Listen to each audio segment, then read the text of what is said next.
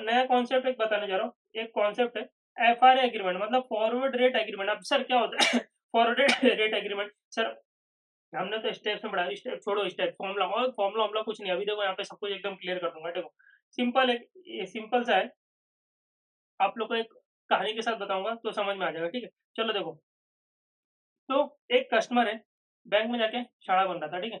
जब वो शाणा बना तो एक कॉन्सेप्ट नया मार्केट में आया। जब जब भी कोई, मतलब समझ रहे हो, जब भी कोई शाणा बनता है तो एक नया कॉन्सेप्ट मार्केट में आता है, क्योंकि उसकी शटपटी कम करनी रहती है, ठीक है। चलो अब देखो, तो बैंक में गया और बैंक में जाके लोन बोलता है कि बैंक ने कोट करके रखा हुआ है कि मतलब अगर तुमको 6 मंथ के लिए लोन लेना है तो ये रेट ऑफ इंटरेस्ट है, और 12 महीने के लिए, पूरे साल भर के लिए लोन लेना है तो ये रेट ऑफ इंटरेस्ट है, 3 महीने के लिए लोन लेना है तो ये इंटरेस्ट रेट, अलग अलग करके रखा, ठीक है। ये आपको कुछ अलग ही बोलता है। क्या बोला सर, ऐसा क्या बोल दिया अलग, तो ये कॉन्सेप्ट आ गया। उसने क्या बोला पता है, सुनना चाहते हो उसने क्या बोला? उसने बोला मुझे ना बैंक बैंक इधर आओ, इधर आओ, मुझे ना 6 महीने के बाद लोन चाहिए। तो बैंक बोलता है 6 महीने बाद है ना, आगे तो सुनो, सुनो। तो बैंक को बोलता है मुझे ना 6 महीने के बाद लोन चाहिए, और 6 महीने के लिए लोन चाहिए। तो बैंक वाला तो पहले तो क्या बोलना क्या चाहता है, भाई तू तू उसको चाय पानी पिलो, चलो अब बोल। तो बोलता है मुझे 6 महीने के बाद लोन चाहिए, और 6 महीने के लिए लोन चाहिए, ठीक है। इतनी बात समझ में आती। तो बैंक वाला बोला इधर क्यों आया अभी, 6 महीने के बाद नहीं नहीं, मुझे रेट ऑफ इंटरेस्ट बता दो, मुझे रेट ऑफ इंटरेस्ट बता दो, कि क्या रेट ऑफ इंटरेस्ट आप लोगे आफ्टर 6 मंथ। बोलता बैंक, यार कस्टमर को कभी जाने नहीं देने का, ठीक है। बैंक ऐसा वाला कस्टमर को कभी जाने नहीं देने का, तो कुछ ना कुछ को बताना पड़ेगा कि क्या रेट ऑफ इंटरेस्ट है। तो ये जो मांगा ना, यही तुम्हारा एफआरए होता है सर। इसको एफआरए देखो, उसने क्या बोला, उसने बोला, देखो देखो ध्यान से देखो, उसने बोला मैं 6 मंथ के बाद आऊंगा, ये जीरो ईयर है, 6 मंथ के बाद आऊंगा, मुझे 6 मंथ के बाद लोन चाहिए, और आगे के 6 मंथ के लिए चाहिए। ये पीरियड 6 मंथ होता है, ठीक है, 6 to 12 6 मंथ होता है। पूरे एक साल में वो 6 महीने बाद आएगा, और बाकी के 6 महीने के लिए लोन लेगा, ठीक है। तो इसको बोला जाता है, इसने उसने बैंक से मांगा क्या, उसने एक्चुअल में बैंक से मांगा 6/12, उसने बैंक से मांगा 6/12 एफआरए, फॉरवर्ड रेट एग्रीमेंट। वो आज ही रेट को एग्री कर लेगा, बात हो गई खत्म। सर ऐसा क्यों करते हैं रेट को एग्री? अरे रेट का रिस्क होता है ना मार्केट में, चैप्टर क्या पढ़ रहे हैं, इंटरेस्ट रेट रिस्क मैनेजमेंट। तो उसको रिस्क है रेट का, कि रेट बढ़ ना जाए, कम गिर ना जाए, तो ये एक नया तरीका है क्या तुम्हारा रेट रेट को मतलब क्या बोलते हैं उसको, अभी तो पड़े फिक्स करके रखने का। तो फिक्स कर लिया उसने, फॉरवर्ड रेट एग्रीमेंट मांग लिया, और वही तुम्हारा रेट ऑफ, पहले से फॉरवर्ड मतलब कि आगे आगे का रेट अभी से मांग ले रहा है। अभी जो रेट ऑफ एग्रीमेंट चल रहा है उसको रेट ऑफ इंटरेस्ट बोलेंगे, जो आगे का रेट ऑफ इंटरेस्ट है उसको बोलेंगे फॉरवर्ड रेट ऑफ इंटरेस्ट, ठीक है, आगे का रेट ऑफ इंटरेस्ट। तो वो आज ही मांग ले रहा है कि मैं 6 महीने बाद आऊंगा और 6 महीने के लिए लोन लूंगा, तो मुझे रेट ऑफ इंटरेस्ट बता दो। तो वो 6 महीने के बाद आएगा, 6 महीने के लिए लोन लेगा, तो 6/12 एफ आर इसको बोलेंगे, 6 महीने के बाद आएगा, और प्लस 6 मंथ, तो 6 मंथ के लिए लोन लेगा, तो 6/12 एफ आर। सर वो 3 महीने बाद आएगा, वो 3 महीने बाद आएगा, और 3 महीने के लिए लोन लेगा, तो 6 मंथ कंप्लीट होगा ना आफ्टर 3। तो उसको बोलेंगे 3 मंथ के बाद आएगा, 3/6 एफ आर है। 3 महीने के बाद आएगा, 3 महीने के लिए लोन लेगा, तो 3+3 6 मंथ, तो 3/6 एफ आर है। सर वो 2 महीने बाद आएगा, 8 महीने का लोन लेगा। सर वो 2 महीने के बाद आएगा, 8 महीने का लोन लेगा, तो 2+8 10 होता है ना। तो सर वो 2/10 एफ आर मांग रहा है, इतनी बात। सर वो 4 महीने बाद आएगा, 6 महीने का लोन लेगा, तो 4/10 एफ आर है। सर वो 2 महीने बाद आएगा, 2 महीने का लोन लेगा, तो 2/4 एफ आर है। समझ में आता है? 2 महीने के बाद आएगा, 2 महीने बाद आएगा, 2 महीने का लोन लेगा, तो 2+2 4, 2/4 एफ आर है, ठीक है। इतनी बात समझ में आती है क्या क्या एफ आर है क्या होता है, इतनी ये समझ में आएगा। कैसे कैलकुलेट करते हो सब मैं बताऊंगा ना, क्यों टेंशन लेते हो? आपको कुछ कैलकुलेशन एकदम एकदम समझ रहे हो ना, एकदम सिंपल लगे, टेंशन मत लो, ठीक है। ये बात समझ में आ गई। सर 9 महीने बाद आएगा, 3 महीने का लोन लेगा, तो देखो देखो देखो देखो ध्यान से देखो। सर वो 9 महीने के बाद आएगा, जीरो, ये 9, ये 12, ठीक है। सर वो नौ, यहाँ पे 9 महीना होता है क्या, ये 6 मंथ होता है। सर वो 9 महीने बाद आएगा, और 3 महीने के लिए लोन लेगा, तो 9+3 12 मंथ पूरा कंप्लीट। तो 9/12 एफ आर ए मांग रहा है सर, वो 9/12 एफ आर ए मांग रहा है, ठीक है। इतनी बात समझ में आती कि एफ आर ए का नाम समझ, नाम नाम देने आया क्या, पूछा क्या एग्जाम में, वो तो पता रहना चाहिए ना। एग्जाम में बोला 2/10 एफ आर ए निकालो, कैसे निकालोगे? तो 2 महीने के बाद है, 8 महीने का लोन है। क्यों ये बोल रहा हूँ, क्योंकि आपको पता रहना चाहिए, लोन पीरियड पता रहना चाहिए। अगर 2/10 एफ आर ए मांगा, मतलब कि 2 महीने बाद आएगा और 8 महीने के लिए लोन लेगा, तो 2+8 10, तो 2/10 एफ आर ए हो गया, ऐसा होता है, ठीक है। इतनी बात समझ में आती है? ये सर क्या कैलकुलेशन बता दो ना। देखो अब मुझे एक बात बताओ, इसका ना लॉजिकल बताऊं एकदम, कि क्यों क्यों रेट ऑफ इंटरेस्ट ऐसा निकलता अलग, ठीक है। आप ध्यान से देखो, मुझे एक बात बताओ, देखो बात आप ही को बताना है, आप लोग बात नहीं बताओगे तो कैसे होगा? देखो सॉल्यूशन, ध्यान से देखो, ये इंपॉर्टेंट है। एग्जाम में आता है, आपके एमसीक्यू में आ जाता है, बोल देगा ये वाला एफआरए निकाल, तो 2 मिनट में निकालना चाहिए। 2 मिनट में कैसे निकलोगे ये करने के बाद, ठीक है, देखो ध्यान से। क्वेश्चन में क्या बोल रहा है, एग्जाम्पल के तरीके समझेंगे, ये क्वेश्चन ही कहानी है। बैंक ने 6 मंथ का लोन बोरोइंग रेट रखा हुआ है 11.2% पर एनम, ठीक है, 11.2% पर एनम। तो बैंक बोलता है अगर कोई भी 6 मंथ के लिए लोन लेता है, मतलब आएगा चुपचाप आज आज आके बोलेगा मेरे को लोन चाहिए, बट मेरे को 6 महीने के लिए लोन चाहिए, ठीक है, वो सब आना तेना नहीं, 6 मंथ के बाद आऊंगा, आना तेना नहीं, सीधा सीधा बात करो कि आऊंगा आज आके बोलूंगा मेरे को 6 महीने के लिए लोन चाहिए, ठीक है, तो बैंक बोलेगा 11.2% पर एनम, ठीक है। सर रेट ऑफ इंटरेस्ट तो कभी पर एनम होता है, 11.2% पर एनम है, मतलब 6 मंथ के लिए अलग रेट है कि 11.2% के हिसाब से, तो इंटू 6/12 करेंगे, हो जाएगा, ठीक है, एक सेकंड।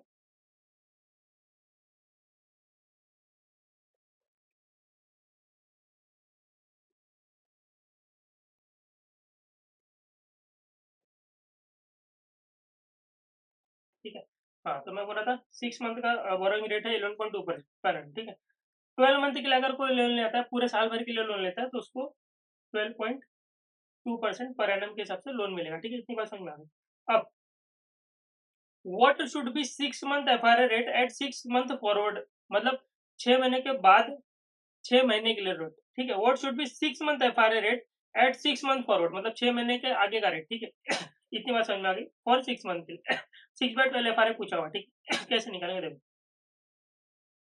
मुझे एक सिंपल सी बात बताओ, समझ लो एक नॉर्मल पर्सन है, अगर तुम सिंपल से पर्सन हो, तुमको अगर पूरे साल भर के लोन लोन लेना होता, पूरे साल भर के लिए लोन लेना लेना होता, तो आप लोग एक दिमाग नहीं लगाते कि 6 महीने के लोन का इंटरेस्ट तो 11.2% ही है, तो 11.2% के हिसाब से 11.2 डिवाइड बाई 2, 5.6% ही लग रहा है, 6 महीने का, ठीक है, 5.6 6 महीने का, 5.6 ही हुआ ना, 11.2% तो पर एनम है, तो 5.6 और 5.6, तो आपको पूरे साल भर का 11.2 ही लगेगा, ऐसा आप सोच रहे हो, हाँ, ऐसा आप सोच रहे हो।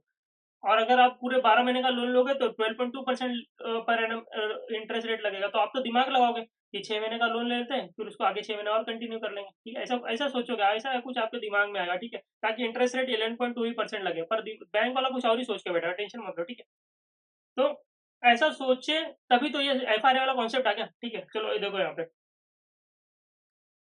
तो ये हो गया 0, ये हो गया 12, चलो इसको बढ़ा, ये 12, ये हो गया 12, ये हो गया 6, ठीक है।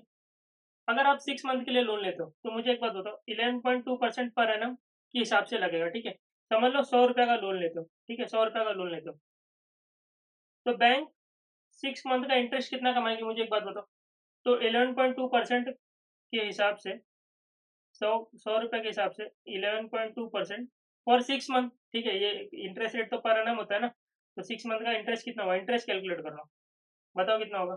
100 के ऊपर 11.2% इंटू 6 डिवाइड बाई 12, 5.6 रुपीज़, ठीक है, 5.6 रुपीज़। इतनी बात समझ में आती सर, इतनी बात समझ में आ जाती, आगे का बात आप बताओ, ठीक है।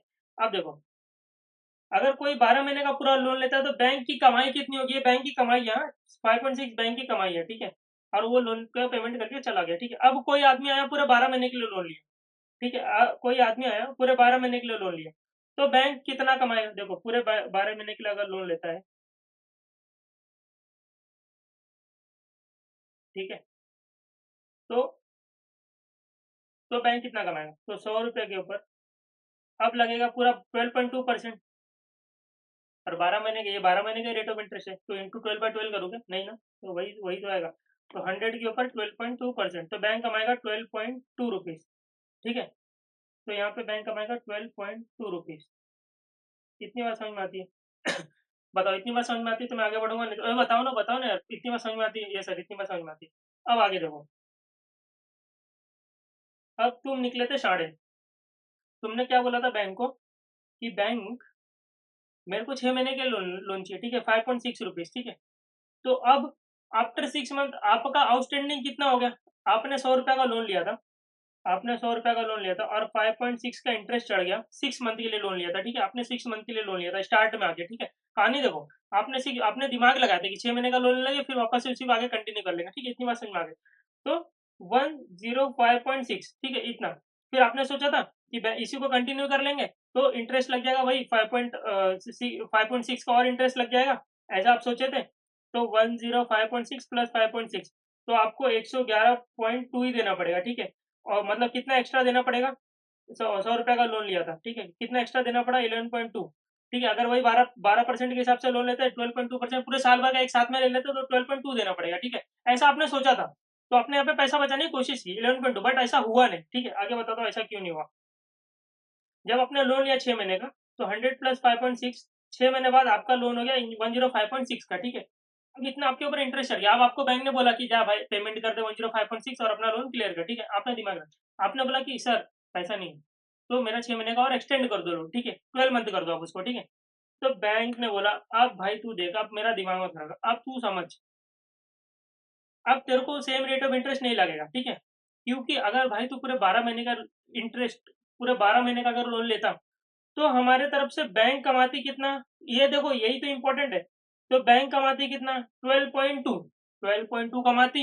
इतनी बात समझ में आती कि नहीं। तो मुझे एक बात बताओ, देखो ये ध्यान से देखो, बैंक 12.2 रुपीज कमाती अगर पूरे साल भर का इंटरेस्ट लगता, ठीक है। तू 6 6 महीने का 2 बार कर रहा है लोन, और बैंक को अभी तक तूने कितना कमा के दिया, 100 रुपीज के ऊपर 5.6, तो तू एक काम करना दोस्त, तू अगर पूरे साल भर का लोन लेता है 12.2 रुपीज इंटरेस्ट देना पड़ता था, और तूने अभी तक 5.6 का इंटरेस्ट दिया, मतलब समझ लो उतना ही एक्यूमुलेट हुआ है, ठीक है, उतना तू देगा। तो एक्स्ट्रा बैंक को और कितना कमाना है, 6.6। और तुम यहाँ सोच रहे थे कि 5.6 दे के निकल जाओगे, ठीक है, 11.2 ही होगा। तुम सोच रहे थे 5.6 2 बार लगेगा खत्म हो जाएगी बात, ठीक है, नहीं ऐसा नहीं होगा। बैंक बोलेगा मुझे 6.6 और चाहिए तुझसे, बैंक क्या बोलेगा, मुझे 6.6 और चाहिए तुझसे। अगर तुझे और 6 मंथ का इंटरेस्ट क्या करना, बढ़ाना है, तो रेट ऑफ इंटरेस्ट सब चेंज हो जाएगा, ठीक है। तो चलो ठीक है 6.6, उसने बोला चलो ठीक है 6.6 ले लो, लेकिन आप मुझे रेट तो बता दो, आप रेट कौन सा मार रहे हो। तो बोलेगा हाँ ठीक है बताते ना रेट। तो देखो, तो बैंक ने आके उसको बोला कि तेरा अभी लोन बता कितना है। तूने 100 रुपए का लोन लिया था 5.6, तेरा आफ्टर 6 मंथ 105.6 आउटस्टैंडिंग अमाउंट है। तेरा आउटस्टैंडिंग अमाउंट 105.6 है, और हम तुझसे 6.6 और कमाना चाहते हैं, सो दैट हमारा अर्निंग 12.2 हो जाए। क्योंकि 5.6 का अर्निंग कर लिया हम लोग, तेरे से इंटरेस्ट कमा चुके, हमारा अर्निंग 12.2 हो जाए, सो दैट हमको तू 6.6 और कमा के दे दे। ऑन विच जो तेरा लोन आउटस्टैंडिंग है, अब तेरे को 105.6 यही तेरा लोन आउटस्टैंडिंग है ना, तो इसके ऊपर ही तो, अब ये तो पेमेंट नहीं करेगा आज, तो ये तेरा लोन अमाउंट हो जाएगा। अब इसी के ऊपर और हम लोग इंटरेस्ट मारेंगे, तो कितना इंटरेस्ट कितना मारे, 6.6 का इंटरेस्ट मारोगे, ठीक है, मैक्सिमम 6.6, तो वो कितना परसेंट है। तो 6.6 is how much percent on 105.6, बता दो, इंटू 100, दिस इज 6.25%, ठीक है। तो तुम सोच रहे थे कि 5.6% ही लगेगा, सॉरी यहाँ 5.6% ही लगेगा, 11.2 के हिसाब से हाफ मंथ का 5.6% होता है। नहीं, बट हम लोग 6.25% लगाएंगे तेरे को इंटरेस्ट, सो दैट ये 105.6 जाके बन जाए। देखो 105.6 के ऊपर लगाओ 6.25%, ये 6 महीने का रेट ऑफ इंटरेस्ट है, ठीक है। तो अगर इसको 12 मंथ का करो, मतलब रिपोर्ट दिखाना पड़ेगा, बताना पड़ेगा ना, वो पूछा कि क्या रेट ऑफ इंटरेस्ट मार रहे हो, तो उसको 6 महीने का थोड़ी बताएंगे, पूरे साल भर का बताएंगे, तो वो करेगा कैलकुलेशन अपने हिसाब से। तो इसको पहले तो इसको मतलब जो जैसा लिखा जाता है, 12 मंथ का कभी भी इंटरेस्ट लिखते हैं ना पर एनम, तो इसको पर एनम में करो, ये 6 मंथ का है, ये 6 मंथ का, इसको पर एनम में करो, इंटू 2, ये होगा 12.5% पर एनम, ठीक है। तो उसको ये रेट ऑफ इंटरेस्ट बताएंगे, ये 12.5%। अभी आ रहा हूँ कंक्लूजन में आ रहा हूँ, यही तो आप लोग छोड़ देते हो, यही तो इंपॉर्टेंट है। देखो, तो उसको बोलेंगे हमने तेरे से 12.5% पर एनम लिया, तो वो कैलकुलेट करेगा कि मेरा लाइबिलिटी था 105.6, वाला लाइबिलिटी से 100 था, अरे 6 महीने के बाद, 6 महीने के बाद तो 105.6 हो गया ना, तो 105.6 के ऊपर वो कैलकुलेट करेगा कि 12.5%, अब बचे तो 6 ही महीने, तो कितना, तो 105.6 इंटू 12.5% इंटू 6/12, 105.6 इंटू 12.5% इंटू 6/12, ये 6.6 हो गया, ठीक है। तो वो तो बोलेगा यार तुम तो खाली फोड़ रहे हो, मैं जो प्लानिंग करके आया, तुमने प्लानिंग तो पूरा कर दिया एकदम, ठीक है। देखो, तो 100 था, 5.6 तो पहले ही मार दिया बैंक ने, ठीक है, तो 105.6 हो गया, और 6.6 वापस से मार दिया बैंक ने, तो ये तो हो गया पूरा वही तुम्हारा 112.2। तो बैंक को तो कोई टेंशन नहीं हो भाई, तू पूरे साल भर में लोन लेता ना, तो भी बैंक 12.2 का इंटरेस्ट मारती थी, तो 12.2 का ही तो इंटरेस्ट मारी, इसमें 100 प्रिंसिपल हटा दो, तो 12.2, बैंक को कोई टेंशन नहीं है, बैंक ना कभी भी अपना जितना कमाना ना उतना कमा के ले लेगी, ठीक है। तो अभी सर अभी जो आपने ये निकाला 6 मंथ का रेट आफ्टर 6 मंथ, ये 6 मंथ का जो रेट निकाला वो क्या था सर, ये 6.25 रेट कहाँ से अप्लीकेबल हुआ, आफ्टर 6 मंथ लगा, और कहाँ तक के लिए लगा, ये 12 मंथ के लिए, तो 6 के मंथ के बाद फॉर नेक्स्ट 6 मंथ। तो यही तो निकालने बोला था कब से कि 6/12 एफ निकालो, 6 महीने बाद लोन लेने आऊंगा और 6 महीने के लिए ले लूंगा, अगर ऐसा कोई मांगे तो यही तो कॉन्सेप्ट अप्लाई होगा ना, कितना कितना परसेंट, 6.25%, अरे पूरा बताओ, 12 पूरे 12 महीने का बताओ, वो आगे कैलकुलेट कर लेगा। तो 6.25% तो 6 मंथ के लिए, तो पूरे 12 महीने के लिए 12.5%। तो अगर कोई पूछे कि आफ्टर 6 मंथ आऊंगा और लोन लूंगा 6 मंथ के लिए, तो 12 कितना इंटरेस्ट रेट बताओगे, 12.5%, ठीक है। यहाँ से ये कॉन्सेप्ट निकलता है और यहाँ से एफ आर ए निकल निकल के आता है, फॉरवर्ड रेट एग्रीमेंट यहीं से ये निकलता है, ठीक है। अब ये एकदम सिंपल है, 6 मंथ के लिए कितना इंटरेस्ट रेट है, ये इतना है सर, बैंक कितना कमा देती है, पूरे 12 महीने के लिए कितना कमाएगी, इतना कमाएगी, दोनों का बीच बीच का डिफरेंस कमाना है उसको, बचे हुए 6 मंथ में किसके ऊपर आउटस्टैंडिंग जो अमाउंट रहेगा आफ्टर 6 मंथ, ठीक है। खत्म हो गई बात, यही तो सिंपल है। आप देखो, अब भी ऐसा फटाफट फटाफट बताऊंगा ना, खत्म हो जाएगा। देखो सिंपल, देखो 2 मिनट में करेंगे। 3 मंथ्स का बोरोइंग रेट है 11.2%, ठीक है। तो मुझे एक बात बताओ, बैंक 3 महीने में कितना कमाएगी, तो 100 के ऊपर 100 रुपीज ही आउटस्टैंडिंग है, ठीक है। 100 के ऊपर कितना, 11.2% for 3 month into 3 divide by 12, तो बताओ 100 के ऊपर 11.2% इंटू 3 डिवाइड बाई 12, ये होता है 2.8। तो अगर बैंक इंटरेस्ट कमाएगी 3 महीने के लिए, तो ये ना 3 मंथ का रेट है, तो 11.2% के हिसाब से 2.8 होता है, ठीक है। अगर बैंक पूरे 6 महीने के लिए लोन देती है तो 12% पर है, मतलब 6 महीने का, तो 6 महीने के लिए कितना होगा इंटरेस्ट, तो 100 के ऊपर 6%, सॉरी 12% फॉर 6 मंथ, तो ये हो गया तुम्हारा 100 के ऊपर 12% फॉर 6 मंथ, तो क्या 6 रुपया, ठीक है।